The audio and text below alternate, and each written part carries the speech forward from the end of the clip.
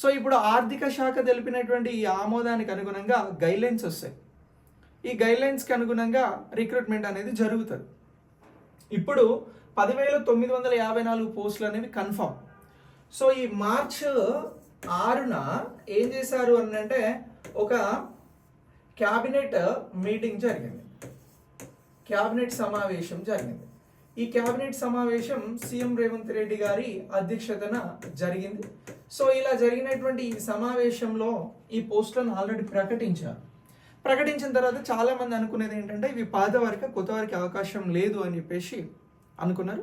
అయితే ఈ cabinet meeting కంటే ముందే ప్రభుత్వం ఏం చేసింది అని అంటే ఎవరైతే 2020-22 వరకు కొనసాగినటువంటి విఆర్ఓలు విఆర్ఏలు ఉన్నారో వీరి దగ్గర నుంచి మీ ఒపీనియన్ చెప్పండి, మీరు ఏమనుకుంటున్నారు, జాబ్ చేయడానికి సిద్ధంగా ఉన్నారా లేరా అని చెప్పేసి వీరి దగ్గర నుంచి వారి అంగీకారాన్ని అడిగింది.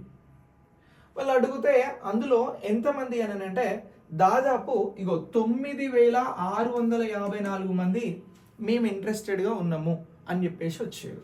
అంటే ఎంతమంది అని అంటున్నాం, 9,654 మంది మేము అంగీకారం తెలుపుతా ఉన్నాం, జాబ్ చేయడానికి మేము సిద్ధము అని చెప్పేసి చెప్పడం జరిగింది.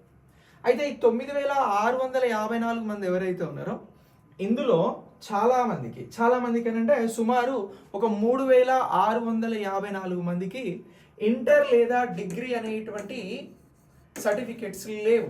ఇంటర్ ఆర్ డిగ్రీ ఈ సర్టిఫికెట్స్ అనేవి లేవు. అంటే వీరి క్వాలిఫికేషన్లో లేరు. ఎంతమంది లేరు? ఒక 3,654 మెంబర్స్ లేరు. ఇక డిగ్రీ అలాగే ఈ ఇంటర్ క్వాలిఫికేషన్ తోటి ఉన్నటువంటి వారు 6,000 మంది ఉన్నారండి. 6,000 మెంబర్స్ ఉన్నారు. ఇప్పుడు ఈ 6,000 మందిని కూడా డైరెక్ట్ తీసుకుంటే అంటే డైరెక్ట్గా జాబ్లోకి తీసుకుంటే ప్రాబ్లం అవుతుంది అని చెప్పేసి ప్రభుత్వం ఆలోచిస్తుంది. దీనికి న్యాయపరమైనటువంటి మళ్ళీ చిక్కులు వస్తాయి.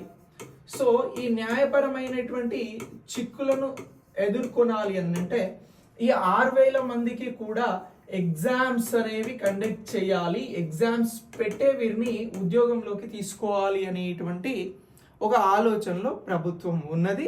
ఎందుకనంటే న్యాయపరంగా ఎదురయ్యేటువంటి చిక్కులను ముందే చెక్ పెట్టేందుకోసం. ఇది క్లియర్.